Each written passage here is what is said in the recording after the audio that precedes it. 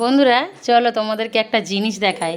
আমার বোনের ছেলে দেখো কিভাবে গেম খেলছে। দেখো কি খেলছো তুই?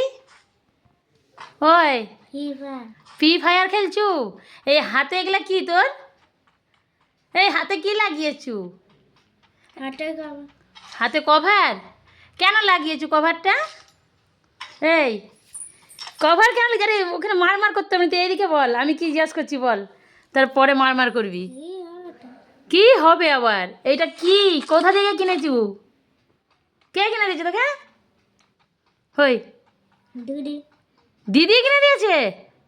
ওরে বাপরে অপু, এইটা তাহলে হাতে তোর কি মানে দাগ হবে নি বলে কিনেছু? না।